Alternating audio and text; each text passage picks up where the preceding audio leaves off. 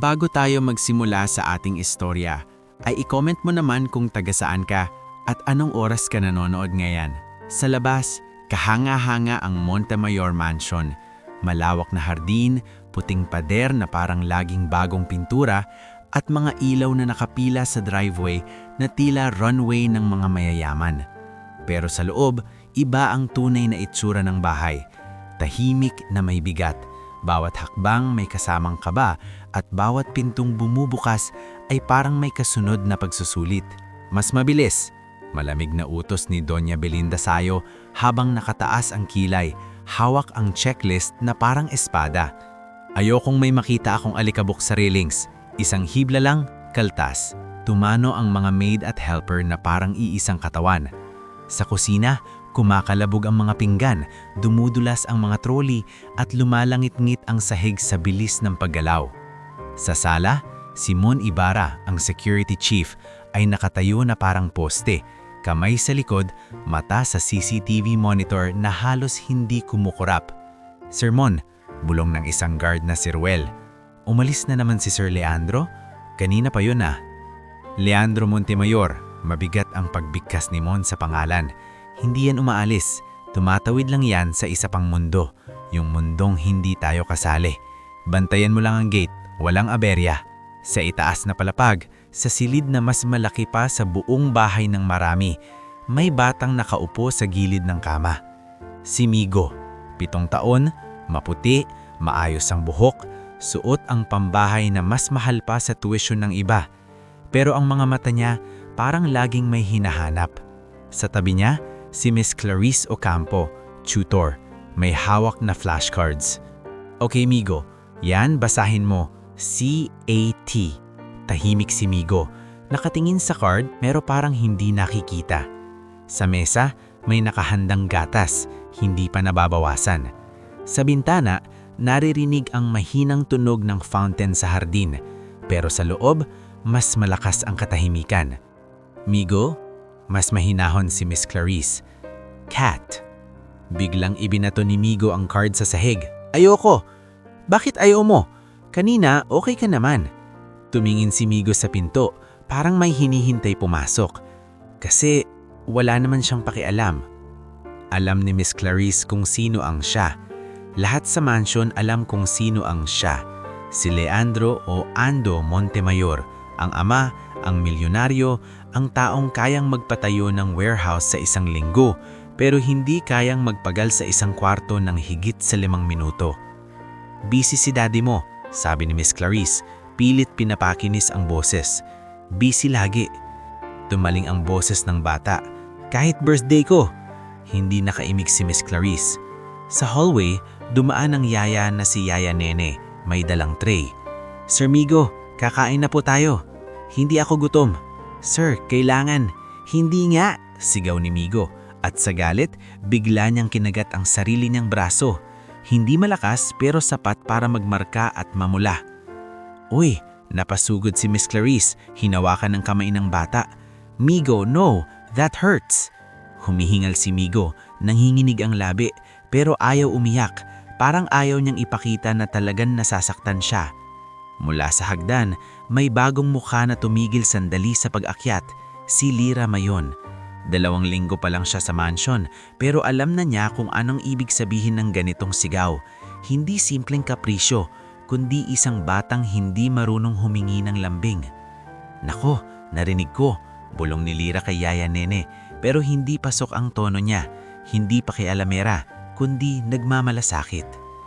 "Bago yan," pabulong na sagot ni Yaya Nene, halatang pagod. "Simula nung mas tumagal sa biyahe si Sir. Dati kahit papano dumadaan sa kwarto, ngayon parang multo na lang." Lira hindi na nagsalita. Umakyat siya ng isang hakbang, tapos isa pa, hanggang narating niya ang landing kung saan tanaw ang pinto ng kwarto ni Migo. Hindi siya papasok ng basta-basta, hindi siya ganoong uri ng maid, pero may isang bagay siyang napansin. Walang kasunod na yabag ng ama, walang boses na magtatanong, "Anong nangyari?" Sa kabilang dulo ng mansion, sa study na amoy leather at mamahaling papel, naroon ang laptop ni Ando. nakasara, nakapatong sa mesa. Pero si Ando, wala doon. Nasa Singapore siya. Nasa meeting, nasa panibagong negosasyon. Sa phone, short lang ang message kay Mariel, assistant niya. Send revised draft. Must be done tonight. Sa pagitan ng ganong buhay, may mga tao sa mansyon na hindi lang nagtatrabaho, nagsusurvive. Sa staff quarters, gabi-gabi, nagkakapalitan ng bulong. Sino ang next na masisigawan? Sino ang papalitan? Anong bawal ngayon? Yung chef na si Chef Pabling, dating masayahin, ngayon laging nakakunot ang noo. Kailangan daw low sodium. Reklamo niya habang hinihiwa ang manok. Tapos bukas biglang keto. Tapos biglang no sugar pero gusto ng cake. Ano ba talaga? Si Sofia, sagot ni Pepa Villanueva, laundry aide, mahina ang boses. Si Miss Sofia yun, chef. Siya nagpapasok ng mga bagong rules. Para raw sa bata. Para raw kay sir. Sino ba yung Sofia na yan? Napasinghal si Chef Pabling. Hindi naman yan pamilya pero kung umasta, parang may titulo. Shh! Sabat ni Kiko Rolda, batang helper. Baka marinig ni Doña Belinda. Naku, ikaw pa. At si Doña Belinda habang naglilibot, parang may sariling hangin. Kapag naglalakad siya, tumitigil ang mga staff na parang may dumaan na bagyo. Sa gate, si Mang Jeric Dizon, hardinero, nagbubunot ng damo kahit gabi na. Nilapitan siya ni Lira dala ang maliit na thermos. Mang Jeric, kape po, mainit pa. Nagulat ang matanda. Ay, iha, wag na. Baka makita ni Doña Belinda. Sabihin nagbibigay ka ng kung ano-ano. Wala naman pong bawal sa kape. Mahina pero firm si Lira. Napangiti si Mang Jeric pero halatang may bigat. May anak ako sa ospital. Biglang amin niya, parang hindi na kayang itago. Naaksidente sa trabaho. Kung hindi ko lang kayangan tong trabaho, umuwi na sana ako. Pero, kailangan. Tumanggo si Lira. May kapatid din po ako. Dialysis, kaya po nandito ako. Saglit na tahimik tapos si Mang Jeric tumingin sa mansyon na parang isang malaking mundo na hindi niya pag-aari. Ang daming pera sa loob niyan, pero ang daming lungkot. Hindi sumagot si Lira, kasi totoo. Kinabukasan dumating si Sister Agnes, matandang madre na may dalang mga folder at lumang larawan ni Celia. Hindi siya madalas pumunta pero kapag pumupunta, nag-iiba ang timpla ng mansyon. Parang may paalala ng dati. Hija, bati niya kay Lira sa hallway. Ikaw yung bagong maid? Opo, sister. Pinagmasdan siya ni Sister Agnes. Hindi mapanghusga, kundi parang nagbabasa ng pagkatao. Kumusta ang bata? Nag-alinlangan si Lira. Tahimik po, pero halatang mabigat ang dinadala. Ganyan din si Celia noon. Malungkot ng ngiti ni Sister Agnes. Hindi marunong magsalita ng sakit, pero marunong magmahal. Sa kabilang side, dumating si Sofia Llorente na nakasuot ng cream blazer, high heels at pabango na sumisingaw hanggang dining. Lumapit siya kay Doña Belinda, parang may sariling teritoryo. Belinda, sabi niya, walang donya, walang respeto sa edad. Siguraduhin mong walang staff na lumalapit masyado kay Migo. I want controlled interactions. He needs structure. Opo, Ma'am Sofia, mabilis na sagot ni Doña Belinda. Halos yumuko. Ako na po bahala. Narinig ni Lira yon. Hindi siya tumingin pero naramdaman niya ang lamig ng boses ni Sofia. At ngayong araw din iyon, dumating si Nurse Vina Kaluya para sa regular check. Si Nurse Vina hindi kagandahan ng makeup pero may tapang ang tindig. Nakausap niya si Miss Clarice sa gilid ng playroom. May signs ng anxiety si Migo, sabi ni Nurse Vina, maingat. Yung pagnangat-ngat niya, paghawak sa braso, tapos biglang hingal. Kailangan nito ng mas stable na presence. Sinabi ko na kay sir, pero alam mo naman. Yung alam mo naman ang problema, napabuntong hininga si Nurse Vina. Hindi pwedeng puro staff ang sumasalo. Sa hagdan, dumaan si Lira dala ang basahan. Huminto siya nang narinig niya ang huling sinabi ni Nurse Vina. Kung walang magpapakita ng tunay na pag-aalaga, hahanapin ng bata kahit saan, kahit sa maling tao. Maling tao. Parang tinamaan si Lira kasi sa mansyon maraming mukhang mabango pero may tinik. Sa gabi, habang naglilinis si Lira sa hallway, narinig niyang nag-ring ang telepono sa master wing. Sinagot ni Yaya Nene at sa boses nitong pilit inaalis ang lungkot, alam ni Lira na si Ando ang nasa kabilang linya. Sir, opo, ohe po. Pause. Sir, si Migo po. Gusto po sana kayong makausap. Tahimik. Tapos mahina ang sagot ni Yaya Nene. Opo, ipapaabot na lang po. Pagbaba ng telepono, napasandal si Yaya Nene sa pader. Nilapitan siya ni Lira, mahina. Hindi po ba siya makakausap? Umiling si Yaya Nene. Sabi niya, "Tell him I'll be home soon. Lagi na lang soon." Sa loob ng kwarto, narinig ni Lira ang mahinang boses ni Migo. Parang bulong na may galit at lungkot na halong-halo. Soon? Soon? Kapag patay na ako, soon pa rin? Nanlamig si Lira. Hindi siya pwedeng makialam, pero hindi rin niya kayang magbulag-bulagan. Sa mansyon na ito, walang pahinga ang trabaho at walang pahinga ang sakit. At sa gabing iyon, habang nagsasara ang mga ilaw sa hallway, nagpasya si Lira sa sarili niya. Hindi niya kayang palitan ng ama ng bata, pero kaya niyang maging isang taong hindi man lang aalis kapag kailangan siya. Hindi ito kabayanihan na pang movie. Simpleng tao lang siyang may kapatid na may sakit, may pangarap na mabuhay, at may puso na ayaw nang makakita ng batang lumulubog sa katahimikan. Sa labas, tahimik ang Montemayor Mansion.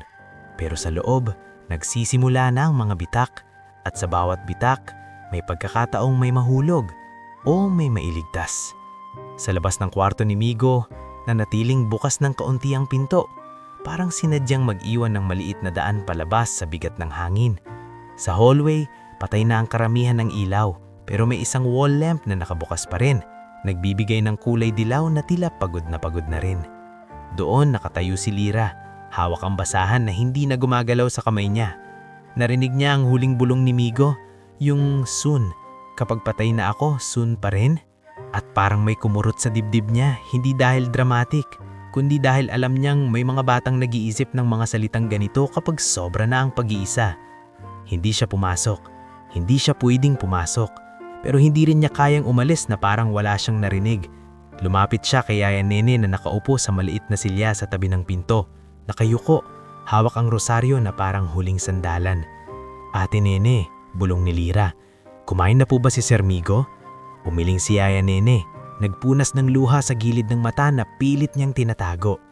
"Hindi. Ayaw. Kahit gatas, hindi." Tahimik si Lira, tapos mahina niyang sinabi, "Baka pwede po akong mag-iwan ng maliit na tinapay, yung hindi halata. Baka mamaya gutumin siya." Napatingin si Yaya Nene, parang nadugulat na may maid na ganito mag-isip. "Naku Lira, si Doña Belinda kasi, kapag may nakita siyang pagkaing wala sa schedule." "Ako na po bahala," sagot ni Lira. "Hindi naman po bawal ang maging tao." Hindi na nakasagot si Yaya Nene. Napabuntong hininga lang siya at sa buntong hininga na iyon, parang may pasasalamat at takot na magkahalo. Kinabukasan, bago pa sumikat ang araw, buhay na ang kusina. Si Chef Pabling, basang-basa ang apron, umiiling habang pinapalo ang kwarka. "Hindi ko maintindihan ng pamilya na to," bulong niya kay Pepa Villanueva na nag-aayos ng mga tuwalya sa gihid. "May bata pero bawal ang asukal, bawal ang alat, bawal ang mantika, pero gusto nila masarap.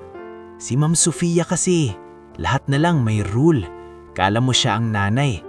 "Sino bang yan?" Napairap si Chef Pabling. Kung umasta parang may hawak na titulo.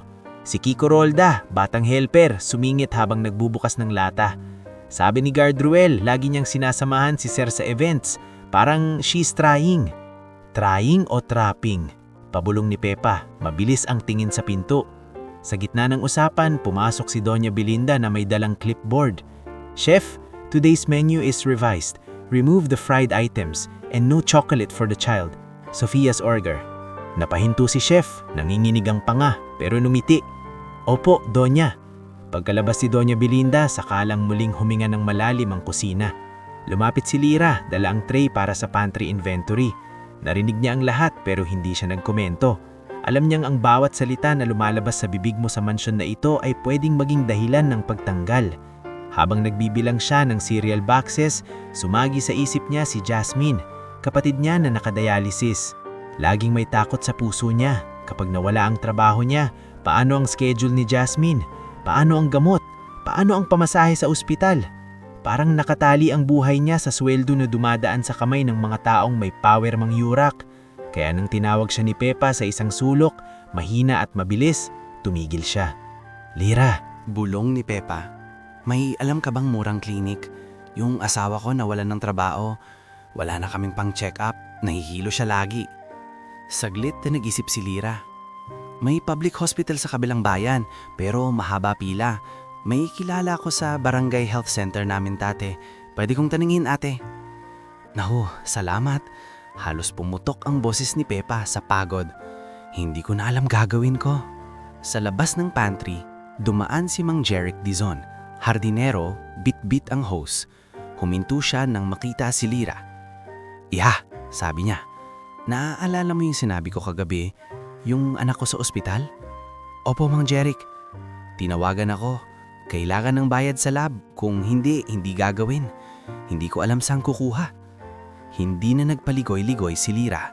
Hindi siya mayaman, pero may natitira siyang konting tip at overtime pay na tinabi niya para kay Jasmine.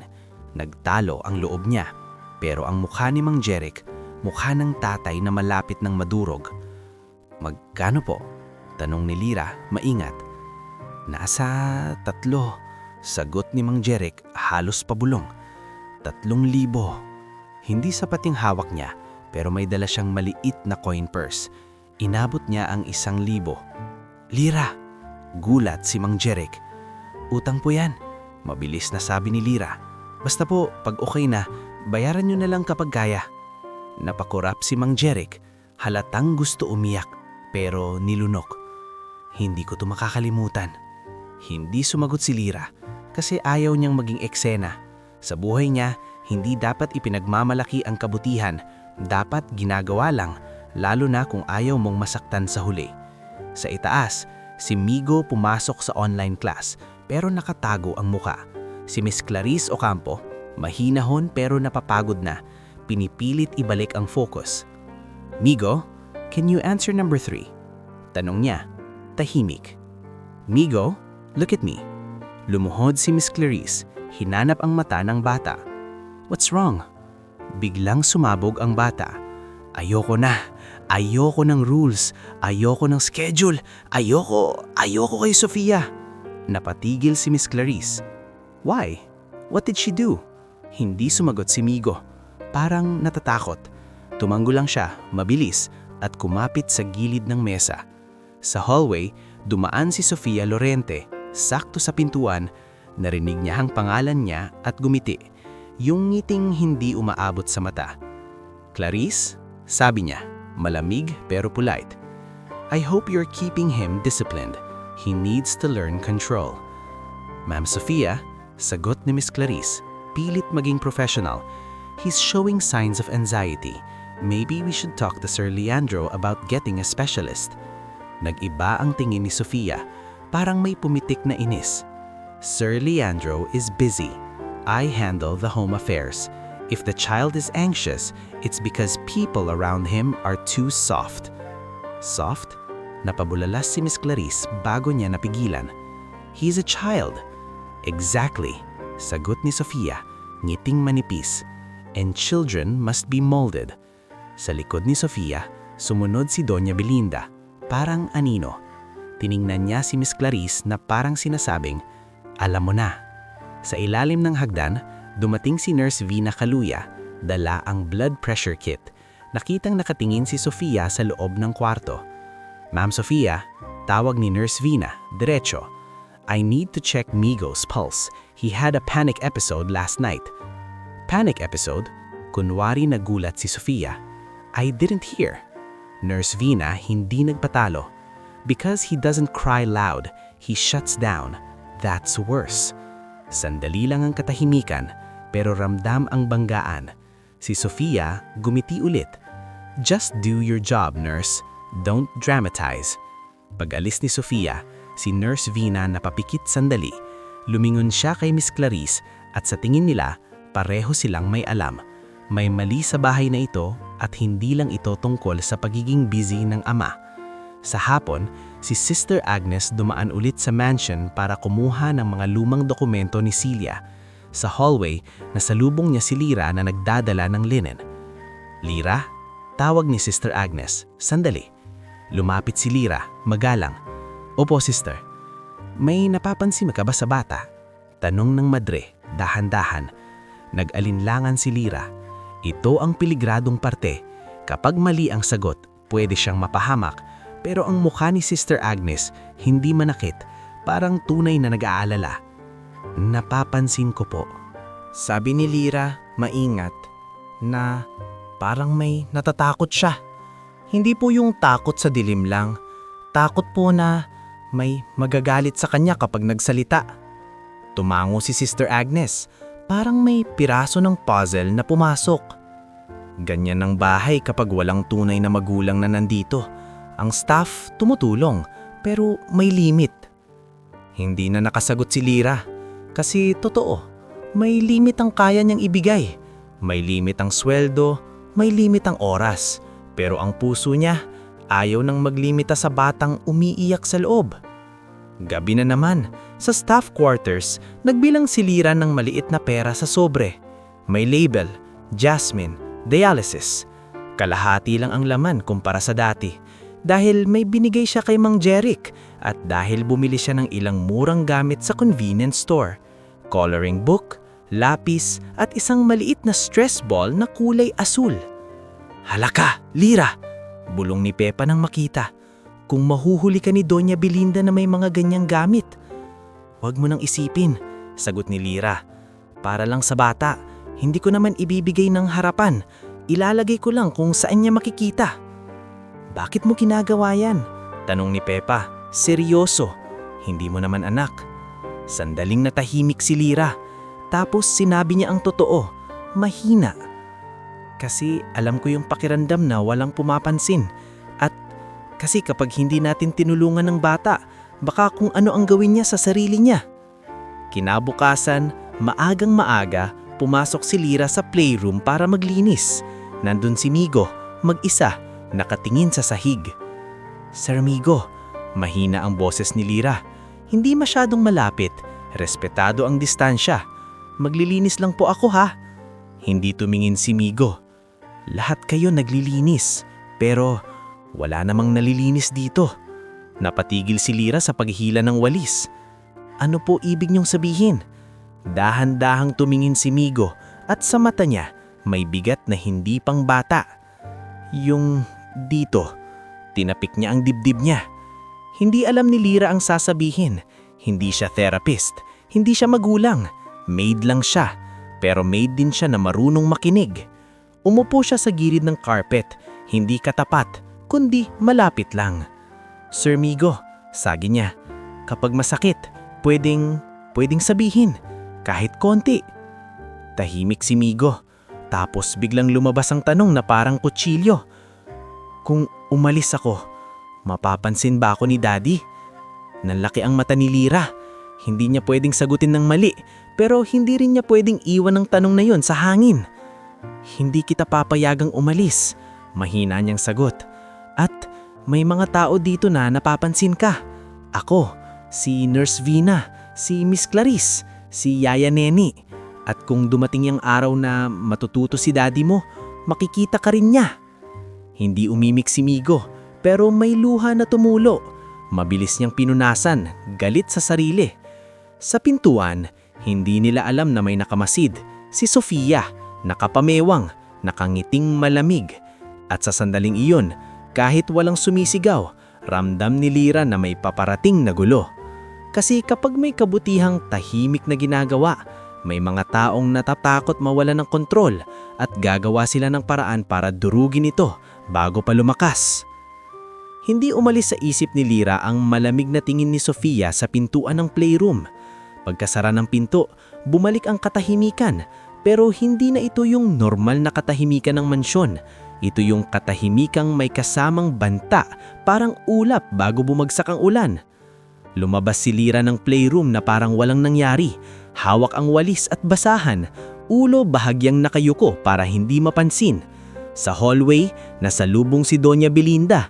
Nakaayos ang buhok, nakataas ang baba at may dala na namang clipboard. "Lyra," tawag ni Doña Belinda, matalim. "Opo, Doña," mabilis na sagot ni Lyra. Nanginginig ang tuhod pero steady ang boses. "Bakit ka tumatagal sa playroom?" tanong nito, parang interogasyon. "Naglilinis lang po. Marami pong kalat at..." "Walang at," pinutol siya ni Doña Belinda. "Basta gawin mo trabaho mo. Huwag kang lumalapit ng lumalapit kay Sir Migo. May yaya siya, may tutor siya, hindi ka yun. Tumango si Lira. Opo, pero habang tumatalikod si Doña Belinda, narinig ni Lira ang bulong nitong halos hindi marinig pero sapat para magpasingaw ng takot. May mata dito. May mata, oo, CCTV, guards, chismis. Sa mansion na ito kahit paghinga mo pwedeng pag-usapan. Kinagabihan sa staff quarters, nagtipon ng ilang staff sa maliit na mesa. Pepa, Mang Jeric, Kiko at si Yaya Nene na dumaan sandali para huminga. Kita niyo si Ma'am Sofia kanina? Bulong ni Pepa. Parang nagmamadali siyang umakyat, tapos nakita ko dumiretso kay Doña Belinda. May pinaplano yan, sagot ni Kiko, kabado. Kapag nag-uusap silang dalawa, may natatanggal. Naku, napahawak si Yaya Nene sa rosaryo. Huwag naman sana. Tahimik si Lira, pero ramdam niya ang init ng mga mata ng iba sa kanya. Alam nila, kahit hindi niya sinabi, naramdaman nila na si Sofia may inis sa kanya. Mang Jeric sumandal, mabigat ang boses. Iha, mag-ingat ka. Dito pag may mabait, minsan pinaghihinahalaan. Kasi hindi normal sa bahay na to ang may kusang loob. Ngumiti si Lira ng kaunti, pilit magaan. Opo Mang Jeric, mag-iingat po ako. Pero sa loob niya, alam niyang hindi sapat ang mag-iingat kapag ang kalaban ay may access sa amo at sa sistema. Sa kabilang mundo ni Ando, sa isang hotel conference room sa Singapore, masikip ang kwelyo niya. Mainit ang ilaw at paulit-ulit ang boses ng foreign partners na parang may echo. Sa harap niya, ang contract draft para sa bagong expansion. Malaking deal, malaking pera. Pero habang nagsasalita ang kausap niya, tumunog ang phone niya. Notification mula kay Mariel Sison. Sir, we need the final signature page. Nasa laptop mo yung revised clauses. Napamura si Ando sa isip. Yung laptop, naiwan niya si study sa mansyon. At sa draft na yun may confidential terms. Kapag napunta sa maling kamay, tapos siya. Mariel, sabi niya sa phone, mabilis. I'm flying back tonight. Sir, may morning meeting tayo. Kailangan ko yung laptop. Isang linya lang, pero punong-puno ng command. Cancel anything you have to. I'll be back before sunrise. Pagbaba niya ng tawag, numisi ang kausap niya si Daryl Quinto, IT manager na matagal nang pinaghihinahalaan ni Ando pero hindi pa niya mahuli sa akto. Sir, sabi ni Daryl, kunwaring concerned. Emergency po. Pinagmasdan siya ni Ando, parang sinisipat ang kasinungalingan sa pagitan ng mga ngiti. Work issue. Opo. Yumuko si Daryl, pero sa mata niya may kislap na parang may alam. Hindi na nagpatumpik-tumpik si Ando. Sumakay siya sa Red Eye flight kasama si Mariel at ilang dokumento. Sa isip niya, laptop lang ang habol niya. Wala siyang planong makipag-usap sa staff. Wala siyang planong dumaan sa kwarto ng anak niya. Wala siyang planong harapin ang mansyon. Pero ang mansyon, may sariling paraan para harapin ka. Bandang 2:00 ng madaling araw, dumating ang SUV convoy sa gate. Umilaw ang headlight sa driveway at nagkagulo ang mga guards. Sir Leandro, mabilis na pagbati ni Guard Roel. Halos malaglag ang sombrero sa gulat. Lumabas si Mon Ibarra, nakaredy, parang may protocol sa katawan. Sir, hindi namin inaasahan. Kunin ko lang laptop ko, putol ni Ando, malamig at diretso. Walang ingay, walang gigising. Yes sir. Tumabi si Mon, sabay senyas sa guards na manatiling tahimik. Sa loob, tahimik ang mansyon. Pero hindi tulog ang lahat. Sa playroom, may maliit na ilaw na nakabukas, yung wall lamp na dilaw. Sa sahig, nakaupo si Lira, hawak ang maliit na flashlight at isang lumang picture book. Sa tabi niya, si Nurse Vina, nakakross ang braso, alerto pero hindi nakikialam. Sa harap nila, si Migo, nakabaluktot ang tuhod. Nanginginig pa rin ang kamay pero nakatingin. Okay? Mahina ang boses ni Lira. Parang lalabay pero hindi pambata ang laman. Basahin natin ulit. Mahal kong anak. Kunot ng noo ni Migo. Galing kay Mami? Opo, sa diary niya. Pero hindi natin babasahin lahat ngayon. Konti lang, para hindi ka ma-overwhelm. Pero gusto ko, sabi ni Migo, pilit matapang. Gusto kong marinig. Kahit konti, tumandong si Nurse Vina. 1 page lang Migo, tapos breathing tayo ulit. Huminga si Migo, parang pinipilit sundin. Binuksan ni Lira ang lumang diary ni Celia. Hindi ito ninakaw, Hindi ito binuksan para sa chismis. Natagpuan ito ni Migo sa toy chest at sa unang pagkakataon na hinawakan niya, nanginginig siya na parang hawak ng espiritu ng ina. Kung dumating ang araw na malungkot ka, Binasa ni Lyra, mabagal. Alalahanin mo, hindi ka mahina kapag umiiyak ka. Ang umiiyak, marunong magmahal. Napapikit si Migo. Tumulo ang luha niya. Pero hindi niya tinakpan. Hindi niya kinagat ang braso niya. Sa halip, hinawakan niya ang stress ball na kulay asul. Yung iniwan ni Lyra sa isang shelf na parang aksidenteng napunta doon.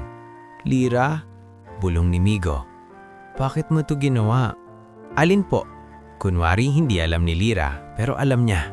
Yung chart, yung mga crayons, yung corner. Tumuro si Migo sa gilid ng playroom kung saan may maliit na therapy corner. Isang malambot na pillow, breathing cards na ginawa ni Miss Clarice, at ilang sensory toys na simple pero maayos. Saglit na natigilan si Lyra. Tapos sinabi niya ang totoo. Hindi dramatic. Simple lang. Kasi kailangan mo po ng lugar na safe. Kahit konti. Si Nurse Vina tumanggo. Parang gusto magsabi ng buti na lang. Mas nagiging stable siya kapag may routine na may warmth. Hindi puro rules. Hindi nila alam, sa labas ng pintuan, dumating si Ando. Dumiretso sana siya sa study. Pero nang marinig niya ang boses ni Migo na hindi sigaw, kundi paghingi ng pahinga. Napahinto siya. Parang may kamay na humawak sa paa niya. Sumilip siya sa bahagyang bukas na pinto at doon siya nawindang. Hindi dahil may gulo, hindi dahil may basag na vase, hindi dahil may staff na nagtatago ng alak. Nawindang siya dahil ang anak niyang akala niyang okay lang ay nakaupo sa sahig, umiiyak ng tahimik at ang isang maid, si Lyra, ay hawak ang kamay ng bata na parang hawak niya ang buhay nito. Mas lalo siyang napako nang makita niya ang maliit na kahon sa tabi. May label na sulat kamay, para kay Migo. Sa loob, crayons, storybooks, bravery chart, at isang sobre na may nakasulat, Jasmine, Dialysis Fund. Hati ang sobre, parang may pinaghahatian. Parang may sariling sakripisyong hindi dapat ginagawa ng isang empleyado. Nurse Vina, mahina ang boses ni Lyra. Okay pa po ba siya? Medyo mabilis yung hinga niya kanina. Better, sagot ni Nurse Vina. Because you stayed. Stayed. Isang salita lang, pero parang sinampal si Ando. Kailan ba siya huling nagstay? Hindi pa siya nakakapagsalita. Dumating si Sofia sa hallway. Parang may radar sa bawat kilos ng mansyon. Kasunod si Doña Belinda. Hawak ang clipboard kahit madaling araw. Anong ginagawa niyan dito? Mataas ang boses ni Sofia pero pilit hinaan para hindi masyadong marinig ng iba. Why is the maid touching the child? Si Migo napatlag. Huwag! Sigaw niya, takot na takot. Kumapit siya kay Lyra. See? Sabi ni Sofia, biglang pa-victim. He's being influenced. This is inappropriate. Doña Belinda sumingit. Kunwari, shocked. Ma'am Sofia, kanina ko pa po sinasabi, si Lyra po kasi masyadong lumalapit. Nurse Mina humakbang pasulong. Ma'am Sofia, the child was having an anxiety episode. Lyra helped de-escalate. Pero hindi nakikinig si Sofia. Lumapit siya sa kahon, kinuha, parang ebidensya. What is this? A box of stolen items and money? Tinignan niya ang sobre. This is theft. Napahigpit ang kapit ni Lyra sa kamay ni Migo. Hindi po yan ninakaw. Stop. Putol ni Sofia, matalim. You're just a maid. At sa mismong sandaling iyon, bumukas ng tuluyan ang pinto. Lumabas si Ando mula sa anino. Enough. Isang salita lang pero bumagsak ang hangin sa loob ng playroom. Napahinto si Sofia. Napayuko si Doña Belinda. Si Nurse Vina hindi gumalaw. Si Migo sa gulat napatingin sa ama. Parang multong biglang nagpakita. Daddy, mahina ang boses niya, nanginginig. Hindi agad nakasagot si Ando. Tumingin siya sa anak niya, sa luha, sa kamay na nanginginig, sa kahon, sa diary ni Celia na bukas, sa maid na hawak ang anak niya na parang siya ang bantay ng puso nito. Tumingin si Ando sa Sofia. "You said theft?" "Yes," mabilis na sagot ni Sofia, confident. "Your staff is stealing from you and manipulating your child." Tumahimik si Ando. Tapos tumingin siya sa Lyra. "Lyra," mababang boses pero hindi sigaw. "Explain." Nanginginig si Lyra pero hindi siya umatras. "Sir, hindi po ako nagnanakaw. Yung mga crayons at books, binili ko po. Yung bravery chart, gawa ni Miss Clarice. Yung diary, si Sir Migo po ang nakakita. At yung sobre, para po sa kapatid ko. Dialysis. Pero yung iba po, nilaan ko po kay Sir Migo kasi kailangan niya po ng kahit konting lugar na safe." Sa gilid, pumitik ang mata ni Sofia. Parang hindi niya inaasahan na may ganitong paliwanag. At sa likod ng paliwanag na iyon, may mas malaking tanong sa dibdib ni Ando. Kung isang maid kayang magbigay ng safe, bakit siya, ama, hindi? Pero bago pa niya masagot ang sarili niyang tanong, naramdaman niyang may paparating na mas malaking bagyo. Kasi si Sofia, hindi tao na tumatanggap ng pagkatalo ng tahimik. At ngayong nakita na ni Ando ang kabutihang hindi niya inaasahan, may mga taong gagawa ng lahat para baliktarin ito. Nanatiling nakabukas ang pinto ng playroom at sa bukas na yon, parang biglang humigop ang mansion ng hangin. Lahat ng nakatayo sa loob, nagkaroon ng iisang pakiramdam. May mangyayaring hindi na mababawi. Si Ando nasa gitna ng eksena, nakaharap kay Sofia at Lyra, habang si Migo nakadikit sa gilid ni Lyra na parang siya ang poste na hindi niya kayang bitawan. Sa mata ni Ando, hindi na laptop ang iniisip, hindi na kontrata, hindi na Singapore. Ang nakikita niya lang ay luha ng anak niya at kahon na may sulat kamay na para kay Migo. "Sir," mabilis na sabi ni Sofia, bumabalik ang boses niya sa pagiging sweet na may authority. "I'm protecting your child. She's crossing boundaries. She's using your late wife's diary to manipulate him." Parang tinusok si Ando sa salitang late wife. Tumingin siya sa diary na bukas sa sahig at sa isang iglap, bumalik sa alaala niya si Celia. Boses nitong kalmado, amoy nitong lavender at yung huling hininga nitong parang sinabing, "Alagaan mo si Migo." Pinisil ni Ando ang tulay ng ilong. Pilit kinokontrol ang boses. "Nurse Vina, totoo bang may anxiety episodes ang anak ko?" Tumayo ng tuwid si Nurse Vina, walang takot sa posisyon. "Opo sir, ilang linggo na. May mga gabi na irap siyang huminga, nanginginig. Minsan sinusugat niya sarili niya. Kailangan niya ng stable emotional support." Napalingon si Ando kay Miss Clarice Ocampo na nakatayo sa may pinto, halatang tinawag ng commotion. "Clarice?" Tumanggo si Miss Clarice. "Yes sir, I've reported it through the usual channels.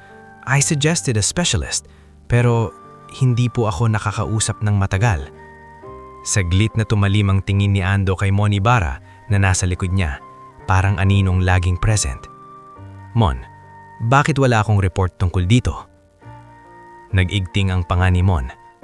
"Sir, ang mga report po, dumadaan kay Doña Belinda para sa household summary at kay Ma'am Sofia para sa home affairs." Bumagal ang paghinga ni Ando.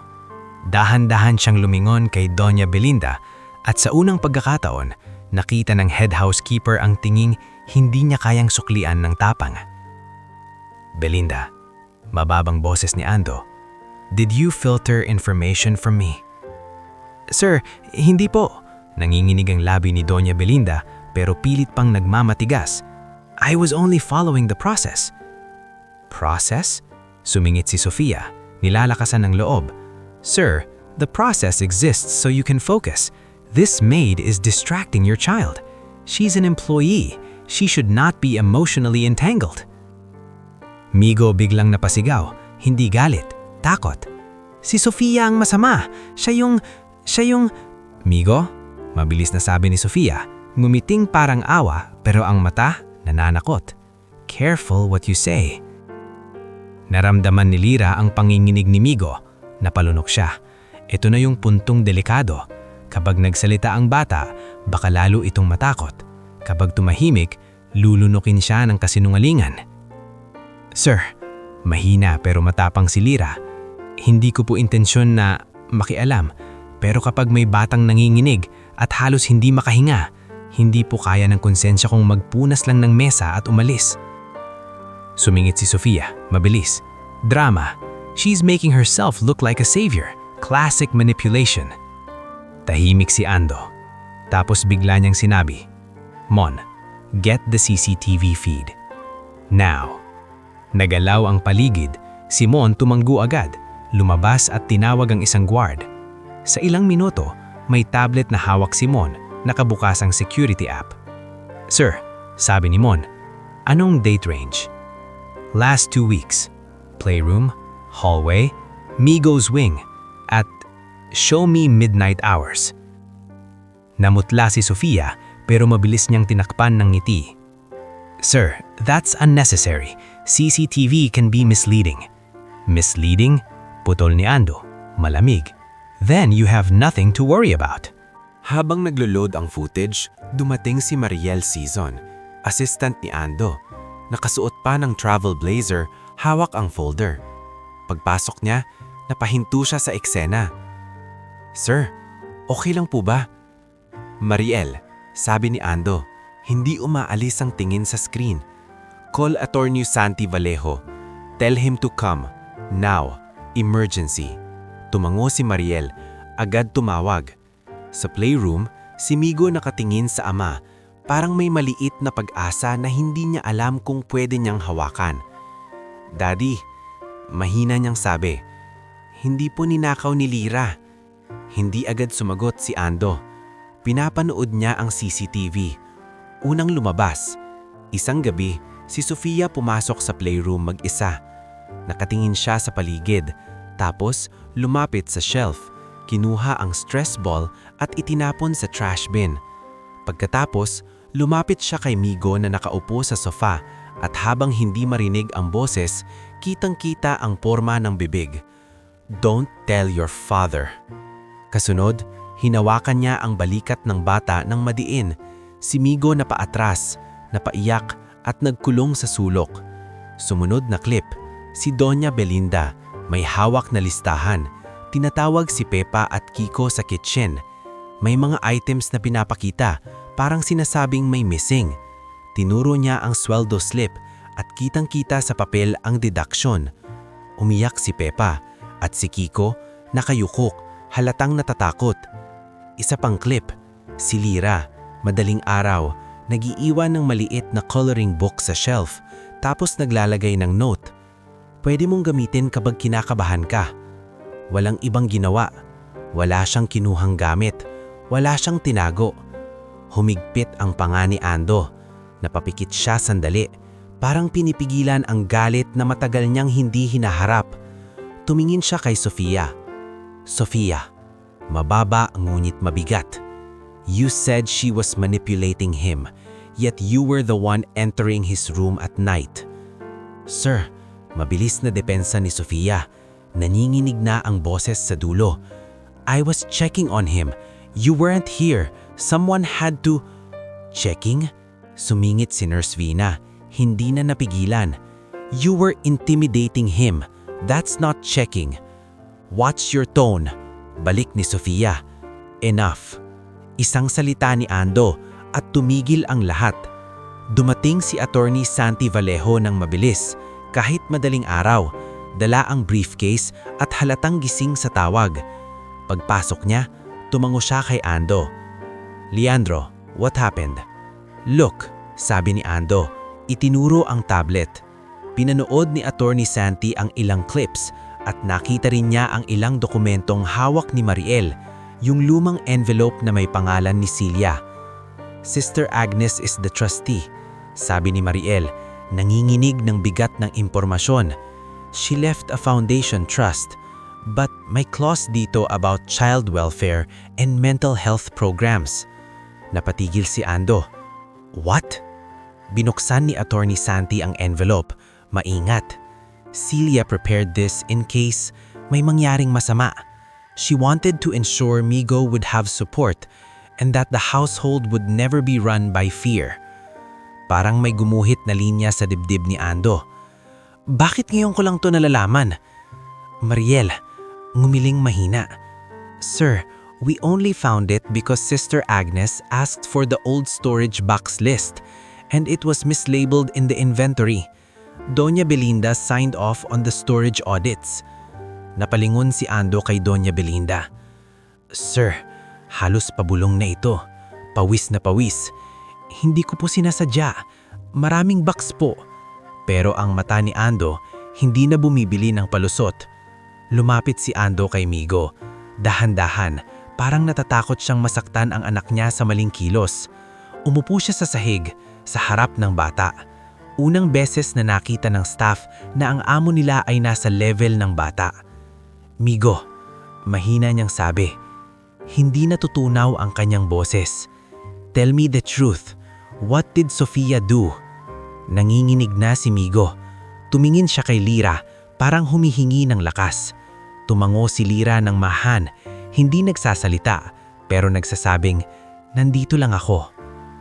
Sinabi po niya, humagulgol si Migo, na kapag nagsumbong ako, papalayasin niya si Lira at si Yaya Nene. Tapos, sabi po niya, hindi dapat ako umiyak kasi weak daw. Parang may pumutok sa dibdib ni Ando. Nanlaki ang mata niya at biglang tumulo ang luha niya. Hindi dramatic, hindi iyak na malakas, kundi luha ng taong ngayon lang nakakita ng sugat na siya ang dapat nagbabantay. Anak, nanginginig ang boses ni Ando. I'm sorry. Napatingin ng lahat. Si Mon parang unang beses nakakakita ng amo na may puso. Si Doña Belinda parang nahuhulog ang mundo. Si Sofia naninginig sa galit at takot. Sir! Sumingit si Sofia, desperado. You're being emotional. You're letting a maid ruin your... Tumayo si Ando. Biglang bumarik ang pagiging amo, pero mas matalas. Sofia Lorente, you are no longer welcome in this house. Nanlaki ang mata ni Sofia. Sir!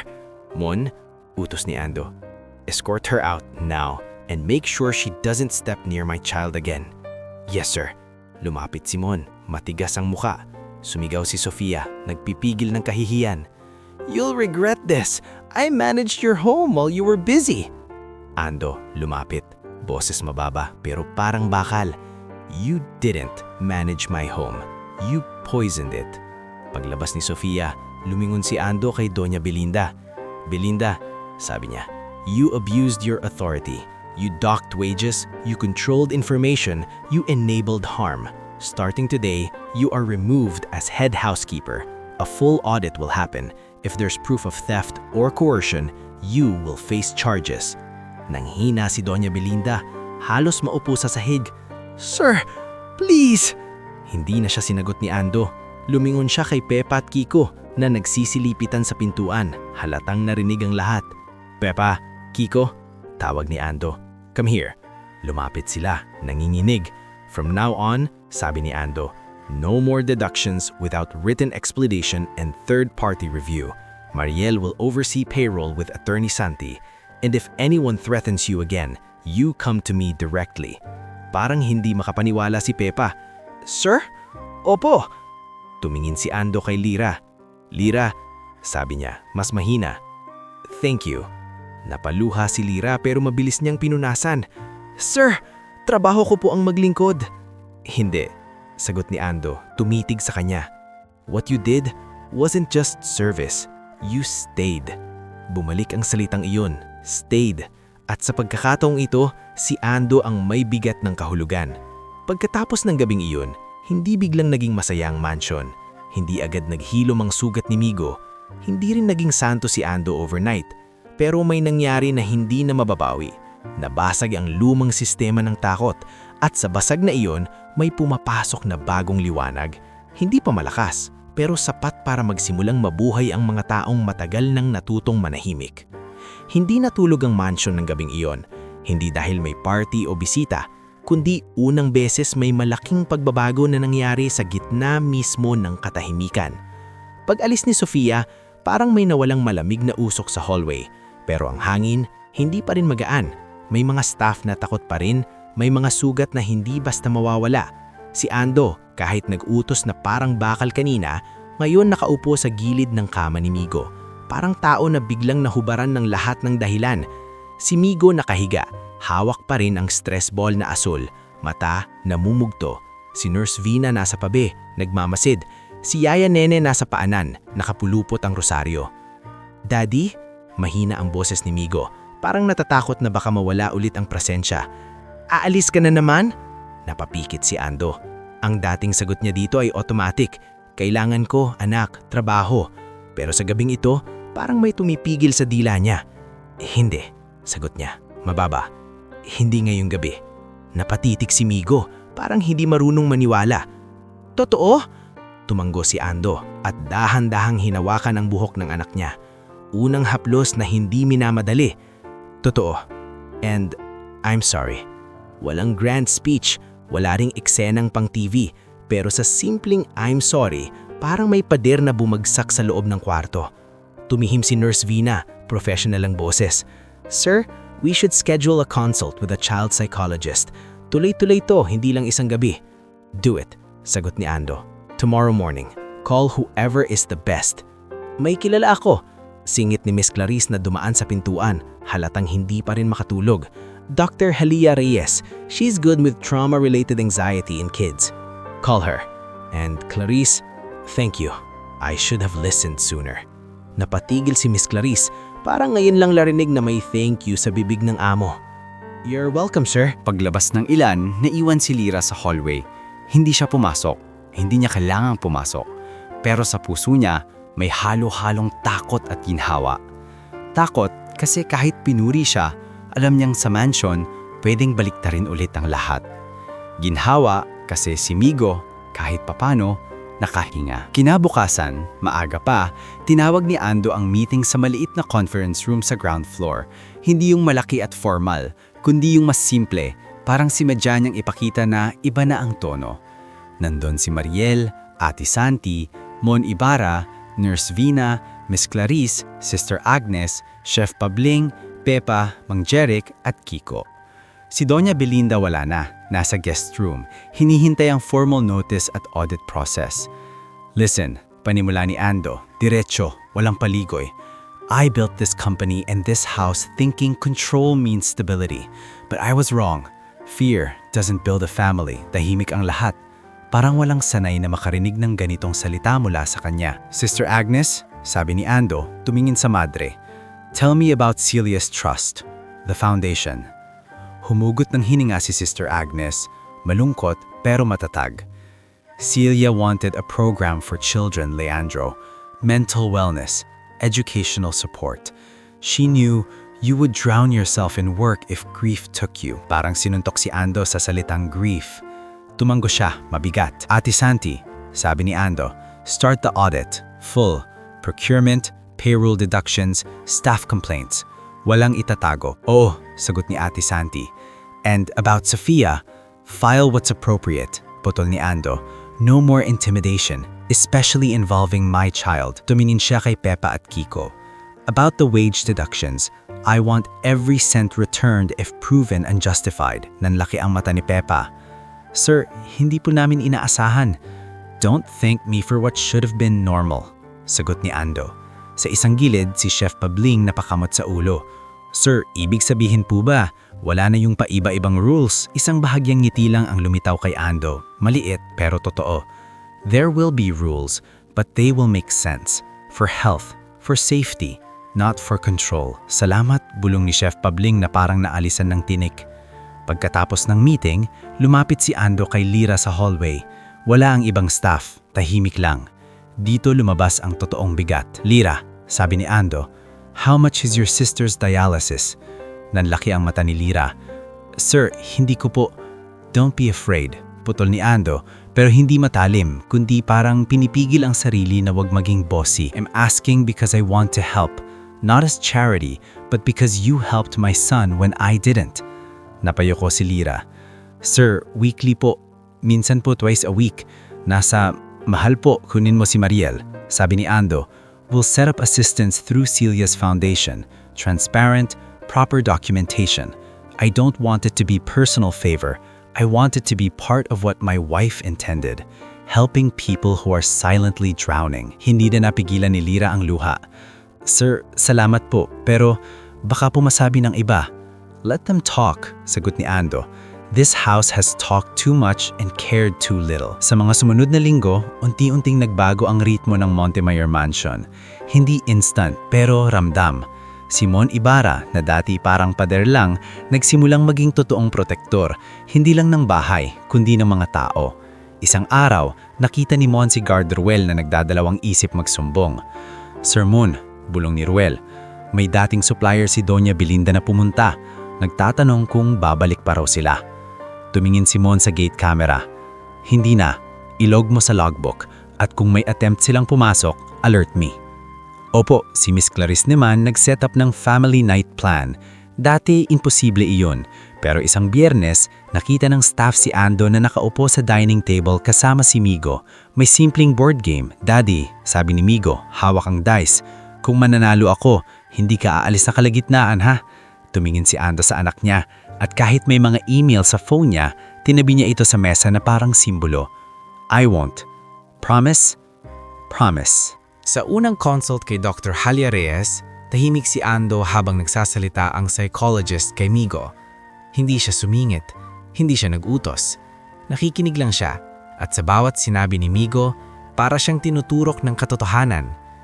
Dok, mahina niyang sinabi pagkatapos, paano ko babawiin? Sumagot si Dr. Halia, diretso. You don't bawi in one gesture. You show up. Consistently. You stay. Nang marinig ni Ando ang salitang iyon muli, stay, parang bumalik sa kanya ang eksena sa playroom. At doon niya naintindihan, hindi siya tinatawag ng anak niya para magbigay ng pera. Tinatawag siya para maging tao. Lumipas ang mga buwan at ang foundation ni Celia muling nabuhay. Hindi lang sa pangalan. Si Sister Agnes, Mariel at Attorney Santi nagbuo ng programa para sa mental wellness ng mga bata at emergency medical support. Si Lyra, dahil sa dedikasyon at maayos na record, inalok ng scholarship para sa caregiving and child development certification. Hindi ko po kaya, sabi ni Lyra kay Mariel. Nanginginig ang boses. Baka po bumagsak ako. Ngumiti si Mariel. Warm. Lyra, kaya mo. And this time, may system na susuporta. Hindi ka nag-iisa. Sa ospital, si Jasmine, mahina pero matapang, nakaupo sa dialysis chair ng dalawin ni Lyra. Hawak ni Lyra ang maliit na folder ng foundation at nanginginig ang kamay niya habang ipinapakita. Jazz, bulong niya, may tulong na. Namula ang mata ni Jasmine. Anong kapalit? Wala, sagot ni Lyra, umiiyak. Wala, kundi kailangan lang nating lumaban. Sa parehong taon, lumabas ang resulta ng audit. May mga supplier kickbacks, payroll coercion, at maling deductions na konektado sa network ni Doña Belinda. Naibalik ang pera sa ilang staff. Si Pepa, unang beses nakahinga ng maluwag at nakapagpa-check up ang asawa. Si Mang Jeric, sa tulong ng emergency fund, nakapagbayad sa lab ng anak at nakapagpa-therapy. At si Kiko, ang batang helper, nabigyan ng scholarship para makapagtapos ng senior high. Kuya Kiko, sabi ni Migo isang araw habang nakikita siyang nag-aaral sa staff lounge. Paglaki ko, gusto ko rin tumulong. Ngumiti si Kiko. Halos hindi makapaniwala na kinakausap siya ng batang dati tahimik. Pwede Sir Migo, basta huwag kang magiging katulad ng dating baay na to. Tumawa si Migo ng mahina, tapos tumingin sa ama niyang dumadaan sa hallway na may dalang laptop, pero hindi na parang sundalo. Parang ama na marunong huminto. Isang gabi ng tag-ulan, anniversary ng foundation, simple lang ang handa sa dining area. Wala masyadang bisita, staff lang at ilang community partners. Si Chef Pabling nagluto ng sopas at tinapay. Si Pepa nag-ayos ng mesa. Si Mang Jeric naglagay ng ilang bulaklak sa vase. At si Sister Agnes nagdasal ng tahimik. Sa gilid, si Ando may hawak na lumang laptop. Yung laptop na dahilan ng biglang pag-uwi niya noon, pero ngayon, iba ang pakay. Tinawag niya si Migo. Anak, sabi niya, come. Lumapit si Migo, medyo kabado. Ano yan? Binuksan ni Ando ang folder ng lumang videos ni Celia, mga clips na hindi niya kayang panoorin noon dahil masakit. Sa screen, ngumiti si Celia, hawak si baby Migo. at sinabing, "Hello love, if you're watching this, it means you're growing." Napahawak si Migo sa bibig niya. Luha agad. "Daddy," bulong niya. "Si Mami." Umupo si Ando sa tabi niya. Hindi siya umalis. Hindi siya nag-check ng phone. Tahimik lang siyang nanood kasama ang anak. Sa kabilang side ng kwarto, si Lyra nakatayo. Nakatingin sa mga staff na nag-uusap at nagtatawanan ng mahina. Mga taong dati puro takot. Ngayon, kahit hindi perpekto, may liwanag. Tumingin si Ando kay Lyra saglit. Hindi na ito tingin ng amo sa maid. Tingin ito ng taong naalala kung paano siya binalik sa pagiging ama. At sa gabing iyon, sa gitna ng ulan at tahimik na sopas, napagtanto ni Ando ang pinakamalaking yaman na muntik niyang mawala. Hindi ang kumpanya, hindi ang mansyon, hindi ang laptop, kundi ang anak niyang minsang muntik nang maniwala na hindi siya mahalaga.